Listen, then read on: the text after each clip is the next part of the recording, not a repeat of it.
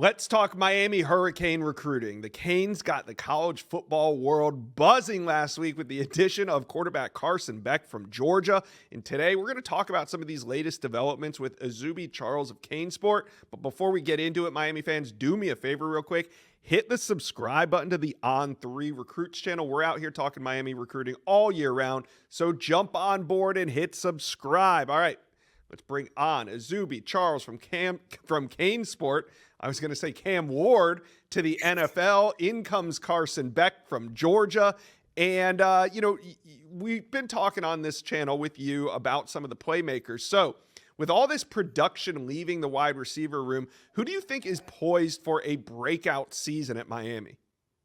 Yeah, I'm going to go with rising freshman wide receiver JoJo Trader. Out of high school, he was a really highly touted guy, top 100 prospect. But Yeah. during the beginning stages of his career, dealt with a nagging shoulder injury. Towards the end of the year, got back healthy, had a great showing in that Pop-Tarts Bowl versus Iowa State. And a lot of people down there in Coral Gables believe he's that guy that's going to be next up in that wide receiver room. Coach Mark Cristobal talked about him a little bit earlier this week and think JoJo Trader has all what it takes to be that next guy for the Miami Hurricanes. So I'm going to go with him as my breakout wide receiver in 2025. All right. So I was reading CaneSport this morning, saw that there's a big junior day coming up in Coral Gables. But before we get into some of the big names on campus, what is Miami's biggest need or needs in the 2026 cycle? Yeah, with the 2026 cycle, I'm definitely saying offensive line. Obviously, Mario Cristobal, Alex Mirabal are known for having those, big guys in the trenches and making people move out their way. So this cycle, I think they're really going to hone in on guys. And, there's a lot of talented offensive linemen that the Miami Hurricanes are in the mix right now with guys like Jackson Cantwell, Kenai Pepe from IMG, and the list goes on and on. And if you look at that 2025 roster, Miami possibly will lose all five of their starters. So they're definitely going to be needing to bring in some reinforcements in that offensive line. And what better way to do it than bringing in some of the top talents in the 2026 class. 2024, we saw them focus on D-line. Last cycle, we saw them focus on defensive back. I think offensive line is that group we're going to be watching out for a lot in the 2026 cycle. All right. Who are the big names that are expected on campus this weekend? Yeah, headlining is going to be Derek Cooper, top 25 prospect out of Madonna, local program down there in South Florida.